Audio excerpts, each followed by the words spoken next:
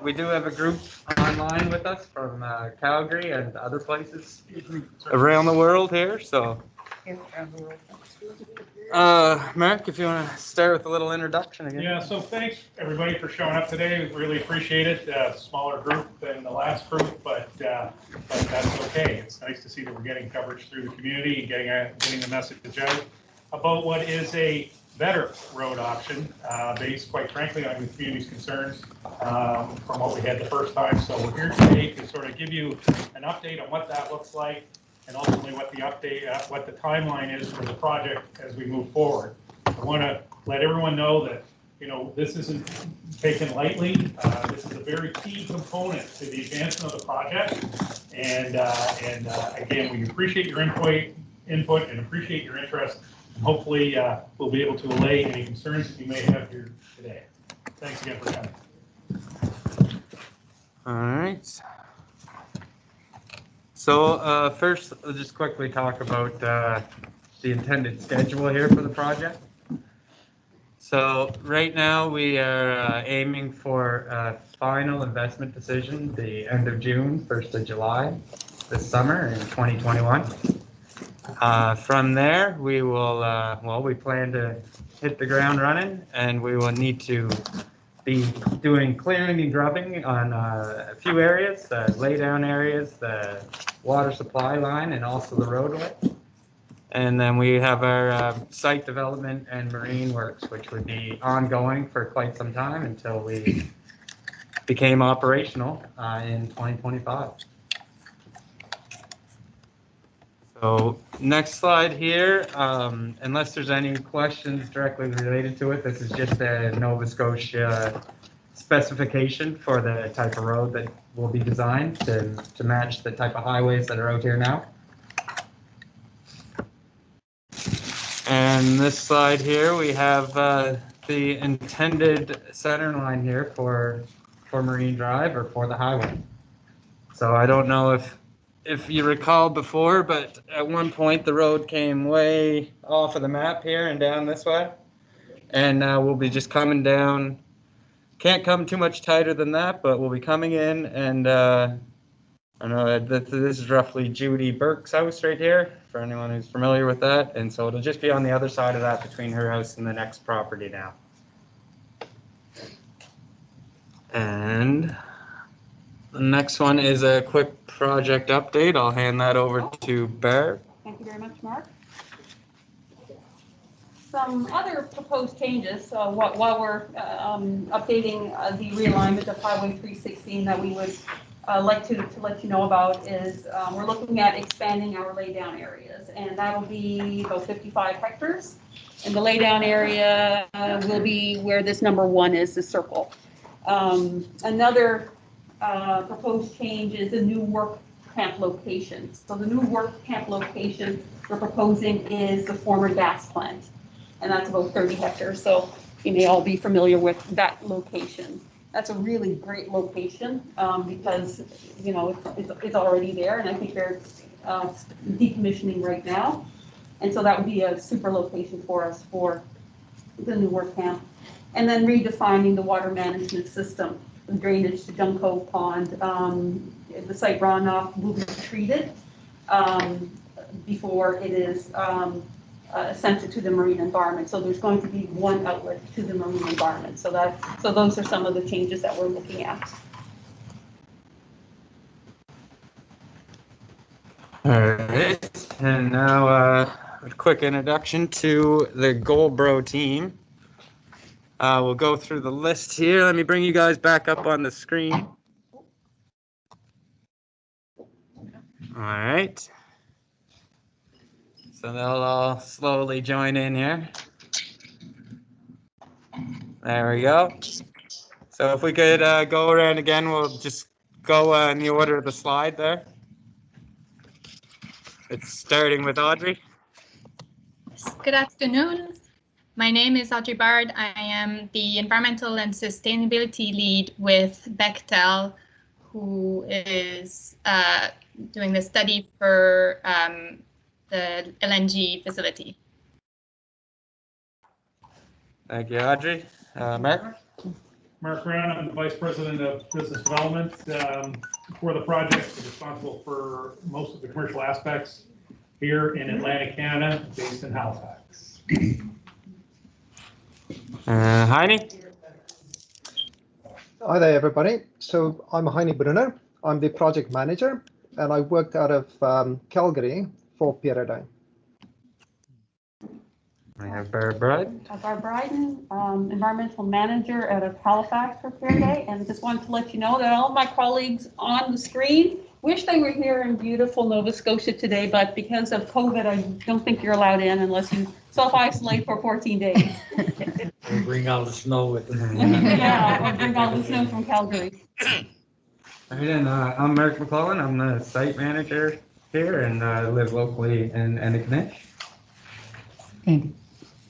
Next is Andy. Hello, everyone. This is Andy Mukherjee. I'm the Senior Vice President, Pieridae.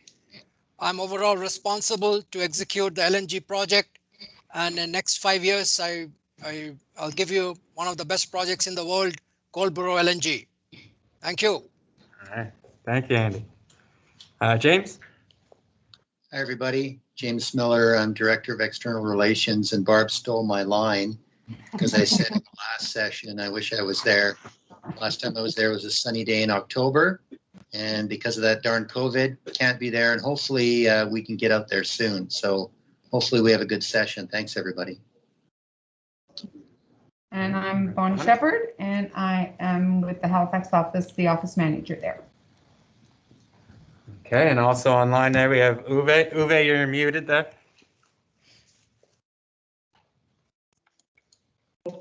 There we go. Yeah, thanks for making me aware of that. Yeah, Uwe Wittkugel with Wood Environment Infrastructure. I'm a senior environmental planner and assisting Pieridae with this project with respect to all environmental issues. Been working on this since 2012, and actually I'm realizing before that I was working on the Celtic project, so I'm very familiar with your setting there and the issues and concerns and expectations as well. So looking forward to bringing this to fruition eventually or very soon. All right, thank you. And we have 3 other people on there that we don't have on the list, so we'll start there with you, Garrett. Garrett Bell. I'm with Wood Environment Infrastructure Solutions. I've been helping Uwe since 2012 and look forward to continuing to help out. Thank you. And Rocky? Hello, everyone. I'm Rocky Oli, Senior Project Engineer for Pieridae Energy for Goldboro LNG project. I'm glad to be here, and I look forward to this session. And our final one with Bechtel is Saeed. Good afternoon. My name is Saeed Wana. I'm the project manager for the Goldboro project. Thank you.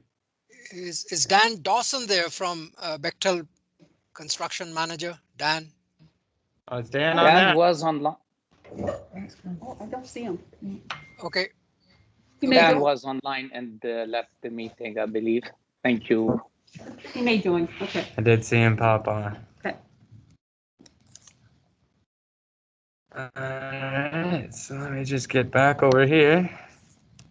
Alright, well, yeah, that actually concludes the quick presentation.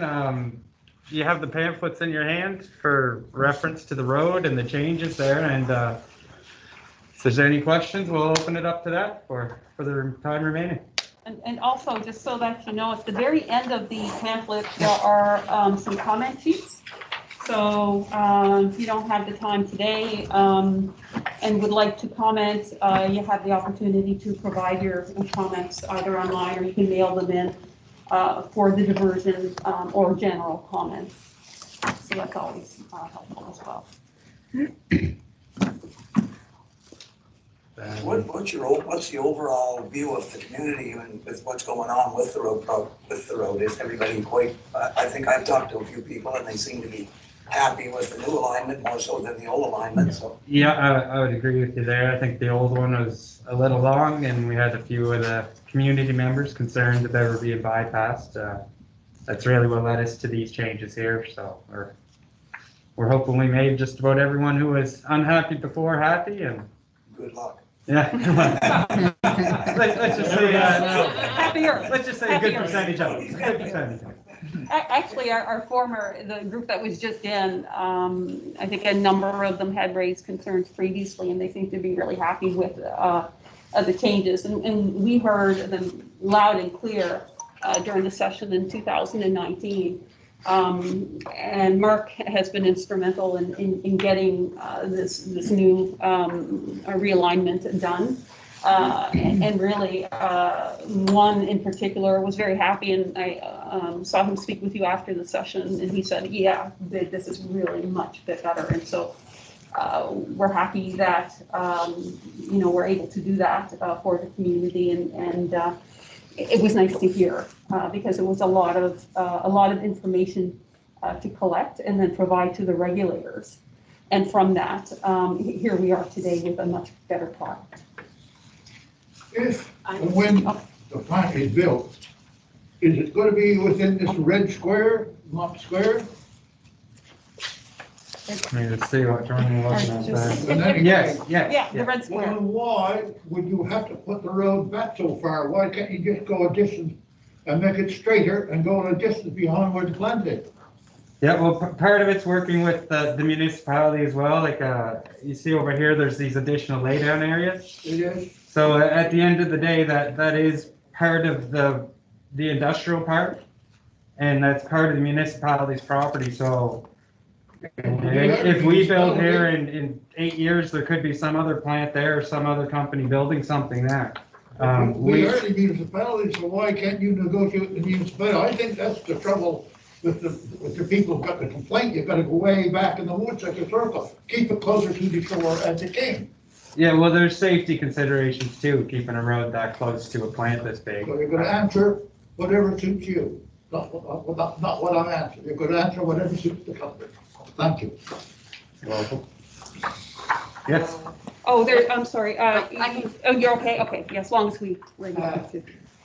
Road being the new route, will there be a warning system set up on each end of that road if there's an emergency at the plant with either lights or gates, how many gates to what's the plan there? In terms of an emergency, well, that isn't extensively planned out at the moment. And in terms of what will be there for notification. Yeah, I think that's something that is a regulatory issue with the Department of Transportation. So they will, I'm sure, work with Pieridae when the time comes. If, for example, there is an emergency, to notify the community, and there are processes in place to do that. And in some cases, for example, there are automatic signs above roadways saying, hey, there is an emergency and it's closed for this period of time. So that is something that I think will be worked into over the construction before operation, in terms of how to manage those types of emergencies in terms of notification. Just something to keep the public away. Oh, absolutely, yeah, absolutely. And those processes are in place right now. For example, and one that comes to mind is the highway between Nova Scotia and New Brunswick. If there's a really bad storm, they have the board up, the electronic board saying, please don't travel, stay at Tim Hortons and Truro and until it clears. So I'm sure that will be a process that Pieridae will be going through as we proceed. There'll always be an emergency response of some sort, Absolutely. Extensive planning. Everything from, fire to, explosion and containment of the community away from danger zones, absolutely. Okay, So my question is, with us being here today, listening to all the questions and people from the West, when you get everything all together and up and running, is we being here, is it like, are we having a job for us for the plant being there, or what's up with that? Like, what do we get out of it? Well, there'll be 250 permanent jobs. Okay, 5,000 construction jobs a week. Camp will be built to accommodate that. okay. And then they'll be here, likely up to 250 permanent positions. Okay, because with our line of, our work, being a security guard. Yeah. So where do we fit in that plan? Well, so I mean, right now, our EPC has to go through to give us the lump sum turnkey cost of what the construction is of the plant. And ultimately, once that plant's constructed and then turned over to us, we'll be making determinations as to, you know, what the employment requirement is. But I mean, you can think of it at a high level. I mean, initially, you've got all those typical construction jobs of building plants. So you know, we're talking about pipe fitters, electricians, welders, you know, those kind of plumbers, those kinds of jobs, engineers, all that sort of stuff. But when the plant starts to operate, then you're looking more into probably power engineers, HVAC mechanics, instrument techs. You'll still have electricians, you know, those kinds of things. There'll be stevedoring, some of the marine trades as well. okay.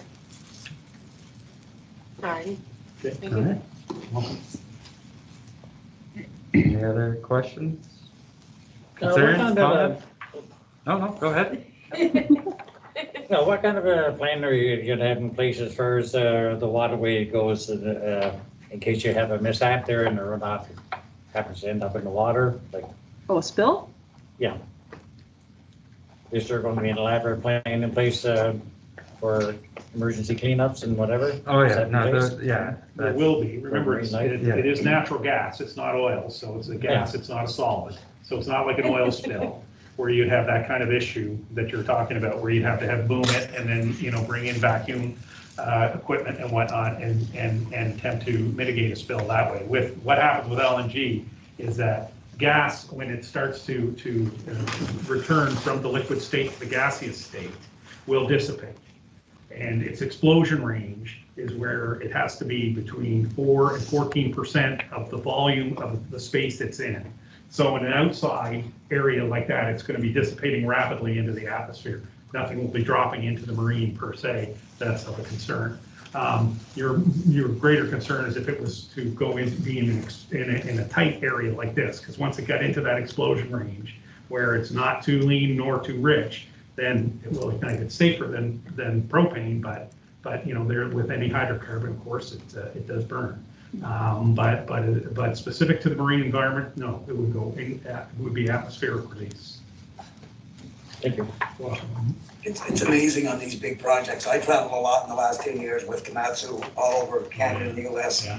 And I go to a lot of mines in this, and safety is number one. That's what people have to realize. Yeah. Like around these small communities that we all grew up, I'm from here, we all grew up working in the woods, and you know, safety today is a hell of a lot different than safety was 20 years ago.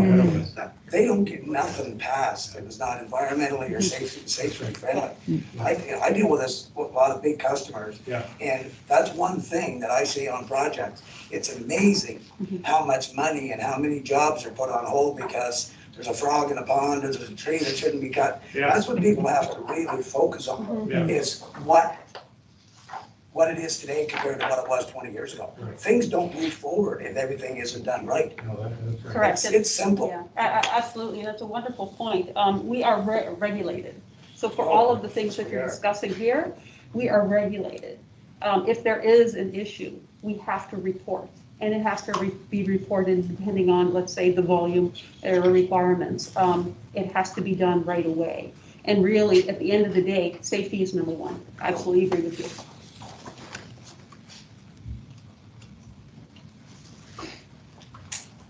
You have a question? Anything else? Any other comments or questions, concerns? Yeah. If anyone online got anything to say. Did anyone joining us online have anything to add? I think so, Mark. No. No? Maybe just. Go ahead. I just wanted to add to the gentleman's concern, not concern, but comment that a lot is done, and wanted to highlight here too what is being done for the environment. We've done extensive environmental inventories along that road. Includes bird surveys, bat surveys, moose surveys, soil sampling, sediment sampling, watercourse characterization as far as habitat goes, fish community surveys, water quality analysis, and archaeological assessments. So indeed, I would say I'm talking here as an environmental person. Pieridae is doing everything that is required out there. And on top of that, to assure you, it will also have to go through environmental permitting and review.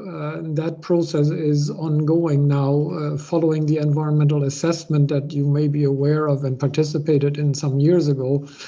We are going now through these individual, more detailed permits and approvals that are required for every watercourse alteration, for example, for every wetland that is being crossed. So it is indeed an enormous effort that's spent simply on the environmental side. Of course, the engineering and safety is a word for itself and another extremely complex undertaking. But this is just to respond to that comment on the environmental efforts.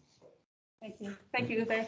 Did you have another question? I have a question for the fellow that was speaking.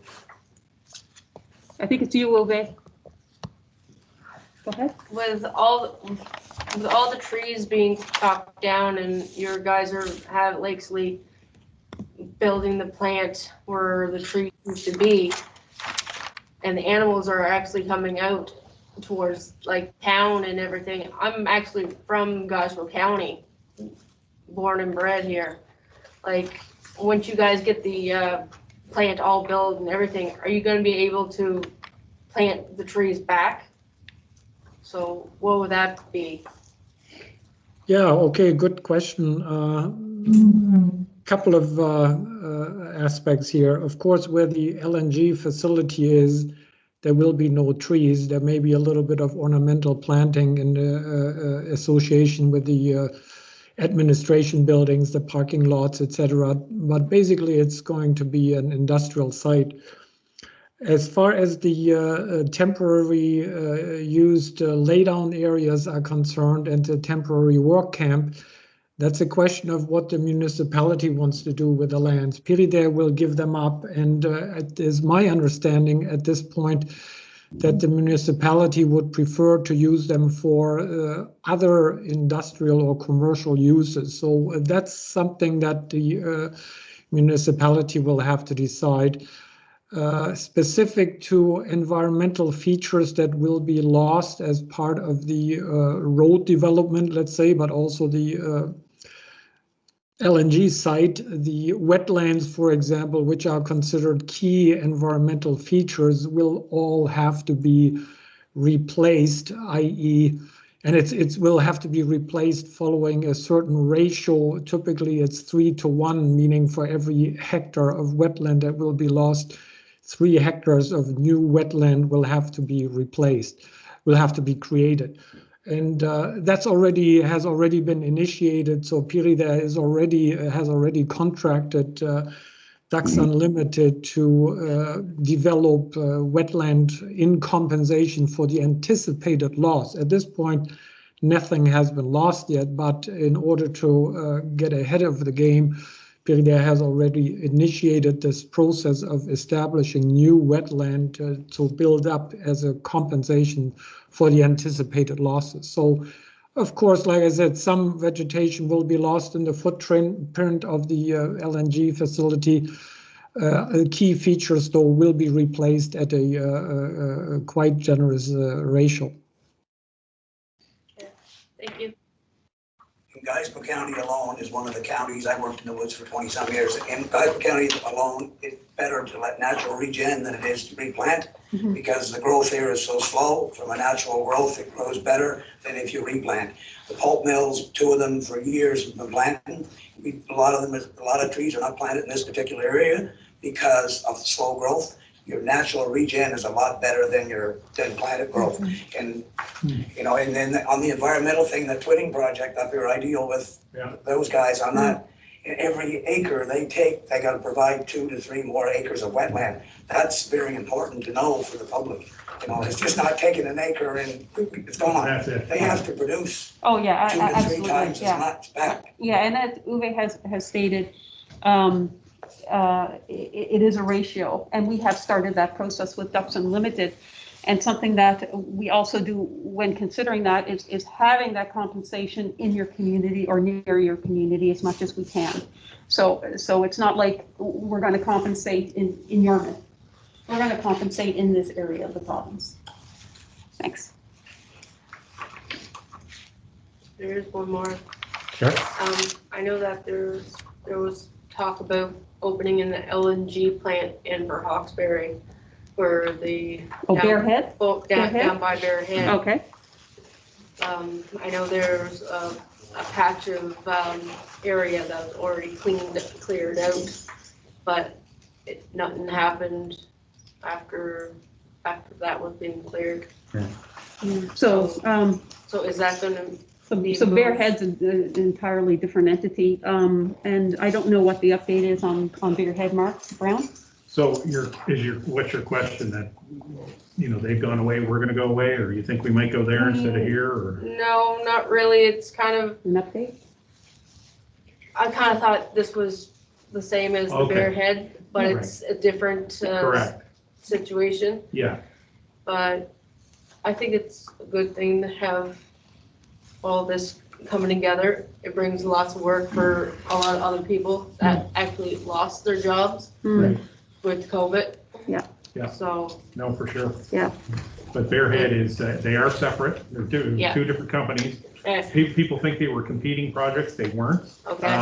You know, one of the things about the coast of Nova Scotia generally, including Cape Breton Island, is that we have proximity to market, and that market being Europe. Okay. So the West Coast would be going to Asia. Here, we're going to Europe. And so there was certainly, I think, anticipated, you know, room for more than one. Okay. Unfortunately, it doesn't look like they're going to be advancing, but here we are, and we're moving forward. You're pretty much moving forward than they are. And they're done. Yeah. They're actually filed for bankruptcy. The company that owns Bear Head is LNGL, and they're bankrupt. Oh, really? Yeah. Yeah, unfortunate. Well. Yeah. So it's good that we have this going. I mean, personally, I'm from here. I grew up, not Guysborough County, but in Nova Scotia. I mean, I went down the road. I spent my 20 years down the road and worked in the field and started in the field and then eventually came home. And so, you know, from my perspective, it was all about going down the road, coming back to try to make something happen. And there has been some. Unfortunately, Sable's not being produced anymore. It's not because it's dry. No. It's because the gas in Pennsylvania kind of took it out. But the bottom line is, I think we should all want more, not less. So, you know, I always try to tell that to the folks, especially on Cape Breton, that this is not a death struggle. No. There's potentially room for both. If they had secured a customer, like we've secured a customer with Uniper, it might be a different story. Yeah. Like, I'm actually born in Guysborough County. Yeah. Apparently through the Mulgrave route. Right. So I know the area very well. Yeah. And it's a very beautiful place. Yeah. Thank you. Okay, you're welcome. Thank you. All right. If there isn't any other questions, we can let you guys go. Thank you very much. I think you need to exit that door, am I correct? Back door, yeah. The rules. They have to go to the back.